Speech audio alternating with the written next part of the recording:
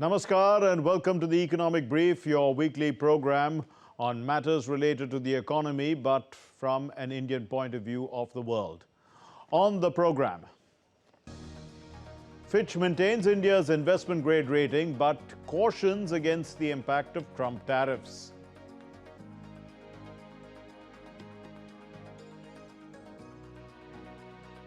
Well, with parcels costing up to $200 more each to send to the US, most countries have stopped sending their mail there.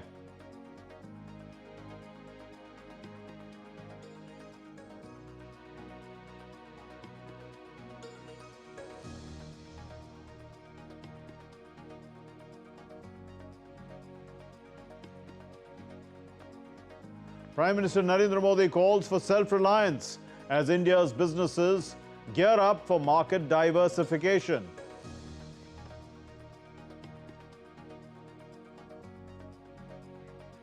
And AI is not a substitute for psychotherapy or self-medication for that matter.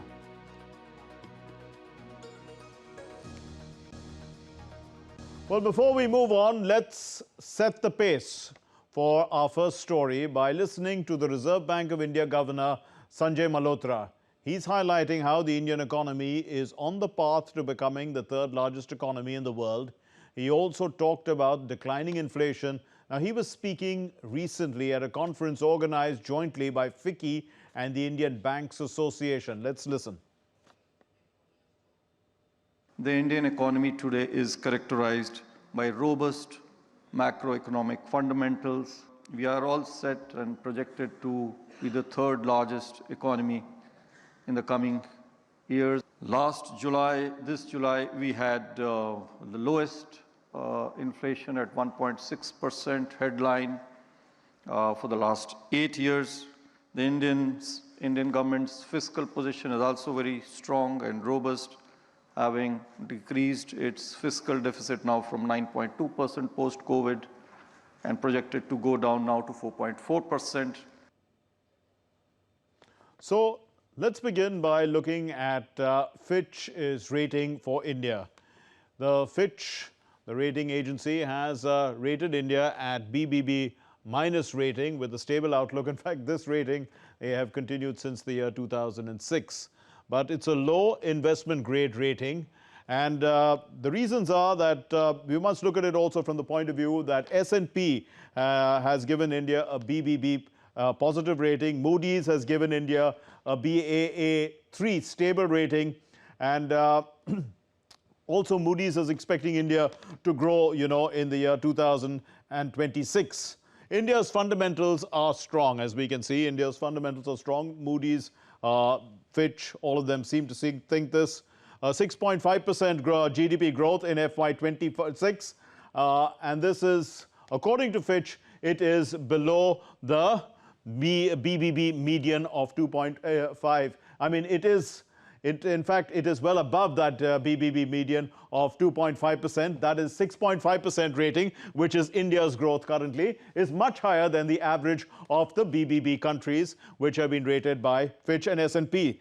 Now, forex reserves are also quite, stable. The current account is also stable. These are, we can see, the foreign exchange reserves is about $595 billion US, and that is about 0.6% of GDP currently, and the fiscal credibility on macro stability is also good. That means that India has good budget management of its of the economy. Also, reforms like GST simplification are positive drivers. That's what is seen by Fitch. And Fitch has also noticed that inflation has dropped to about 6%. So these are on the positive side. But why has it kept the rating at BBB minus? So it looks at some of the concerns because the rating is kept at BBB minus. We'll move on to the next slide, please. Yes. In fact, Trump's 50% tariffs, this is one of the concerns. Trump's 50% tariffs on Indian goods. And there is public debt and deficit levels also. These, they say, are at higher amid the tier, which is the BBB tier. The slide is moving rather fast behind me, but you know, it also varies as we look at some of the other countries which are in the BBB category. We can see that there are countries like Romania, Peru, all these countries, but they also are pretty much in the same category as India is with regard to public debt. So, you know, India is not really quite different from the others. And then there is GDP per capita, which remains low. Of course, the average is about 13,000 to about 25,000 US dollars. And we can see that this is, we can see that this, in fact, GDP per capita remains low. But India is, of course, we do understand, a country which has a high PPP, which is a purchasing power parity. So S&P has raised, as I said earlier, India's rating to BBB, and Fitch, if you look at it, is definitely putting this rating a bit conservative, one would think.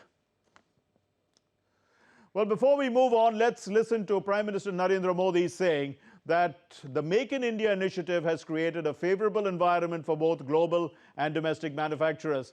The Prime Minister continues to motivate industry and small businesses to stand tall in the midst of global challenges. स्वदेशी ये हमारा जीवन मंत्र बनना चाहिए दोस्तों। गर्व से स्वदेशी की तरफ चल पड़ो।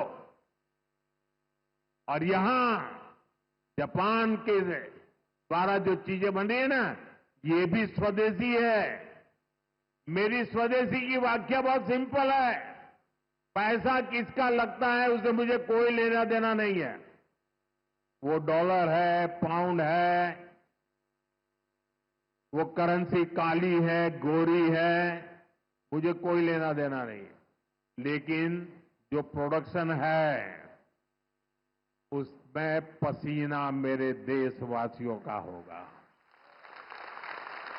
पैसा किसी का, पसीना हमारा। जो प्रोडक्शन होगा उसमें महक मेरी देश की मिट्टी की होगी, मेरी भारत मां की होगी। इस भाव के साथ आप मेरे साथ चलिए दोस्तों।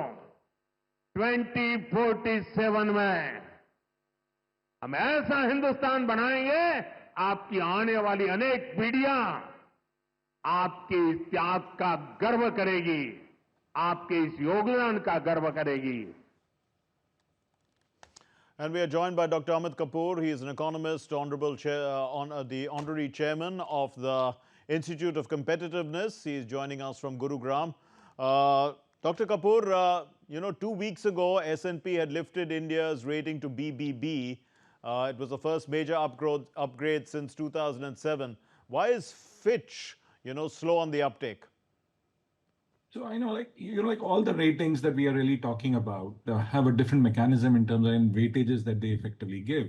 I would rather say, like as you were saying in the beginning of the program, like there is some huge positives in terms of like what India is actually doing, especially if you talk about the growth that we are seeing, the solid external finances that we are looking at, the supportive and prudent policy. In fact, there has been a very cautious, accommodative stance, monetary stance that RBI has taken, which is very powerful. The inflation has been contained. I think these are some amazing positives that we are seeing. Of course, there is a negative in terms of like what has happened in the last 2 weeks is that the Trump tariffs have also come into play. And then, of course, like when you talk about those Trump tariffs coming in, it has an impact on India per se, at least for the small and medium enterprises, because especially in sectors like, say, something to do with clothing, textiles, etc. So there are going to be some issues that are there. But I do totally agree with what the government of India is doing. But there is a bit of a negative point if you really look at as to how the ratings look at it. Like one is, of course, weak fiscal metrics, wherein we are saying that there is a little bit of a higher government debt. That is what they're looking at, a larger fiscal deficit. I know, like from a government of India point of view, our fiscal deficit is very, very well managed. But if you look at the peer countries, there seems to be a bit of a change. And having said that, if you really look at large economies like China, US, Japan, their debt is greater than Japan is about 250%. So there are issues to that. But there is something like a lagging structural indicator. And I would think one are those governance indicators that they look at, which they feel are or there are some issues in terms of that. And of course, the Prime Minister has said something very important recently, that we are looking at new age structural reforms. We are also looking at changing the way India operates. So this is a great opportunity to really move forward. In fact, whatever we are saying, even if we are able to do 50% of it, I would say that this rating will change over a period of time. But one of the bigger issues, as I think, and you also did allude to that in the beginning of the program, is the per capita income. Because India's per capita income remains low. It's not that we are not the fourth largest economy. We are the fourth largest economy, absolutely. But when you talk about per capita income, we are close to about 2,700. Yes. So that is what they're looking at. On PPP, yes, we look good, etc. But there is a long way for us to go on that whole idea of per Getting up capita. to $13,000 to $25,000 is what we It'll should be take looking time. at in this tier. But Dr. Kapoor, let's debt to GDP ratio. You were talking about it, and India is around 83%. You did mention Japan, the US, and all that. Isn't high growth likely to bring it down going forward, and shouldn't that have been factored in? I would really absolutely agree with you on that question, that we should factor that in, because if you really look at from a momentum point of view, India is on a great momentum path. Because if you really look at the growth trajectory of the world, like who is going to define growth in the next few years? I think that it is going to be India. India is one of the fastest growing economies. We are growing at 6.5%. And given the headwinds that we are facing right now, we are at 6.5%. And I think it is only going to go higher. This is at a sheer inertia that we are growing, and we will grow higher than this over a period of time. And with the reforms that the Prime Minister has been talking about, it should go to 8%. And we should really, or Fitch should look at changing some of those modus operandi. But I think, like there is always this academic debate that can happen whether this framework is right or not. But from my point of view, we should always look at future forecasts as well in a very stronger way. On momentum, nobody can question India at all. Right. Do stay with us, Dr. Amit Kapoor, for our next story as well. In a world dominated by online trade and subsequent movement of goods via post, the Trump administration hopes that it's going to get much more revenue by raising the rates of postal services in the United States. They're hoping to get more revenues, in fact, from the posts, from the movement of parcels, which are valued above $100. Analysts say that it's part of a broader push to reform and privatize the U.S. Postal Service. The rates for postal services to the U.S. have increased so drastically that many countries, including India, have halted mail to the United States for logistical reasons. Let's look at the story. Global mail to the US has been disrupted due to a policy change. A July 2025 executive order by President Trump ended the $800 duty-free exemption. Starting August 29, all parcels, regardless of value, must meet new customs and data rules. The new tariffs are steep. Countries with less than 15% of US tariffs will pay $80 per parcel. Between 16 and 25% of tariffs, $160. Over 25% tariffs, $200 per parcel. Duties must now be prepaid and customs data must be transmitted in advance, creating a logistical chaos. This issue is one that postal services around the world are facing together. It mainly stems from airlines being unable to carry out such shipments due to the tariffs involved. As a result, we had no choice but to make a difficult decision. That's why, as of yesterday, we officially ceased handling low value duty free parcels, and starting today, we are suspending the acceptance of such items. More than 25 countries have suspended or paused mail services to the US, including India Post. Others include DHL and Deutsche Post of Germany, La Poste of France, Royal Mail of the UK, Australia Post, and Postal Services of Japan, South Korea, Spain, Belgium, among others. The Korea Post is continuously consulting with customs agents approved by US customs authorities. We are planning to resume US shipments via express mail service within 1 or 2 months if possible. Letters, documents, and gifts under $100 are still exempt, but everything else faces steep tariffs or fees. Global e-commerce has been disrupted, shipments delayed, platforms scaling back, and small businesses hit hard. Pro-Trump analysts, however, say it may boost US manufacturing and shift sourcing to Mexico or Canada, but the transition is easier said than done. The Economic Brief, DD India. Well, Dr. Kapoor is still with us. Dr. Kapoor, is there a case, for privatization of the US Postal Service? Oh, I think you can debate it in terms of saying that whether there's a case for privatization of a US Postal Service or not. The larger issue is that we have a fairly obnoxious policy or trade policy that US is really trying to do. In fact, I've just written a piece wherein I've said that, Donald Trump should be seen as the third Antichrist. And who were the first two Antichrists? Like the first one was Napoleon, second was Hitler. And here is Donald Trump because he's hurting the world and his own citizens from these, sorry to say the word, but idiotic actions. And I'm absolutely surprised as to how, what I call, shallow thinking can actually happen within policymaking. If you really, but having said that, it is not about privatization of the postal service. You have to move goods from one country to the other. There are 25 postal services or 25 countries which are really going to have the negative impact. So how do you move goods is a bigger question. And because this whole de minimis thing in terms of like that used to exist for parcels which were $800 or less, you could just move them away or move them into the country. But suddenly now you're saying everything is going to be taxed, everything has to be tariffed, the tariffs have to be paid in full or before the shipment goes out. So there are going to be challenges for their citizens. Of course, it does create issues for small traders within our country as well or other countries as well. But it has a larger impact on the consumers there. Everything is going to get expensive out there. I think the numbers will show within the next 3 months that US is inflating without a doubt. And that's what it is. So this trade war that Donald Trump has unleashed on the world, or what I would call is the third world war of sorts, it's an economic war. It's a weaponization of trade, and it is going to have a huge detrimental impact on US. And that's what it would be seen as. Dr. Kapoor, how is this weaponization of trade going to play out in the sense that, President Trump, he's under the impression that, and he's saying it all the time, that these tariffs and other increases are raking in trillions of dollars for the US Treasury? Oh, so, again, I do not know what economic principles he's been talking about. I've been an economist. I actually have been studying economies for a large number of years. The last time and the kind of tariffs that you're talking about happened during the Deep Recession and during the First World War, so 1900s.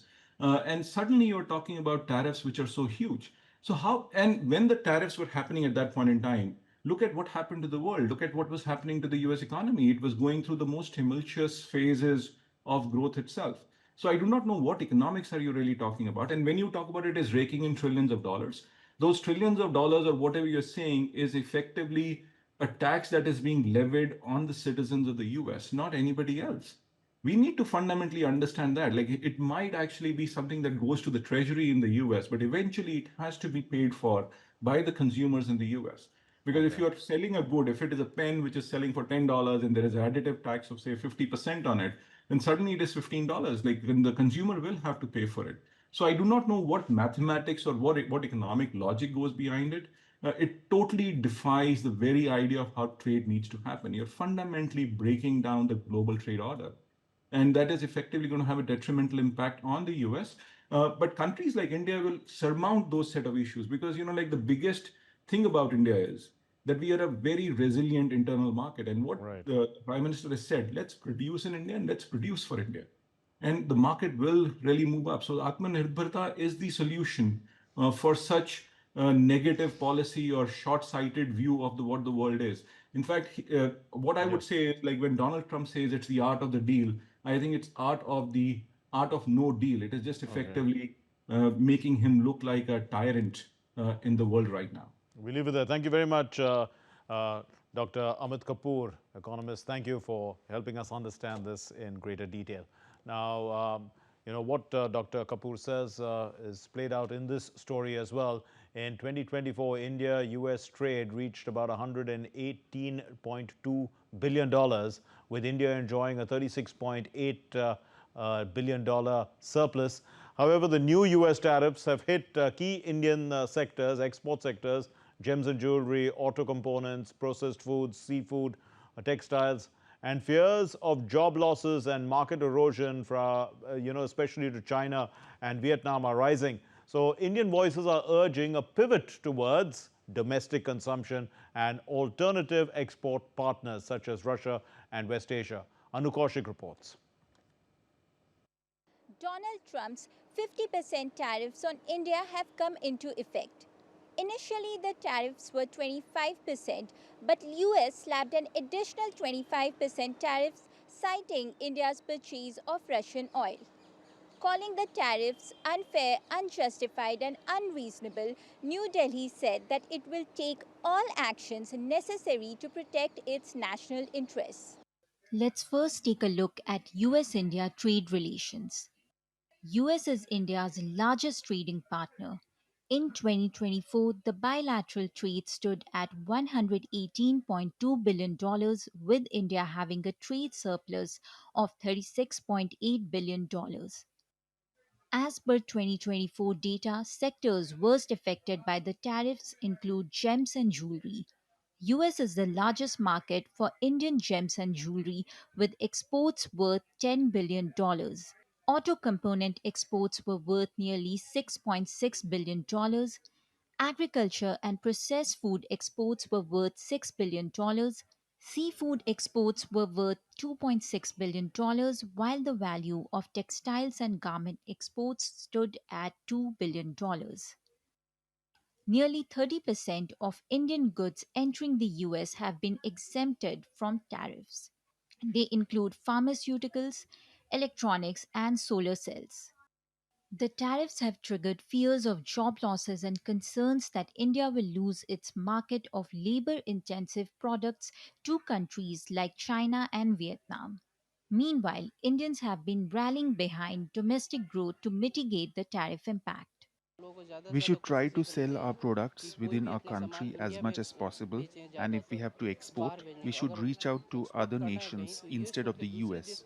For instance, Russia has been a good friend, or even the Middle Eastern nations, so we should export to these nations.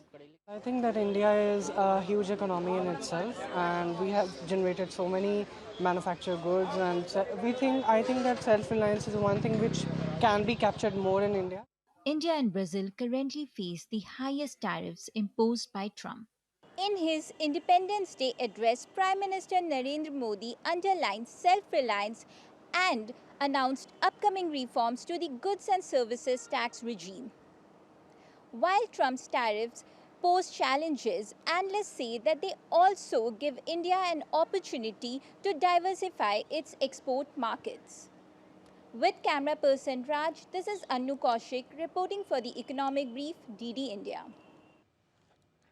The tragic death of the 16-year-old Adam Rain in California has triggered the first wrongful death lawsuit linked to an AI chat bot, just as millions around the world increasingly turn to artificial intelligence for mental health support. As technology becomes a quiet companion in our most vulnerable moments, questions are being raised about the balance between accessibility and accountability. Diptanshu Kashyap brings us this report on the growing trend of people substituting AI in mental health care. Now, we leave you with his report. Thanks very much for watching the Economic Brief. Namaskar.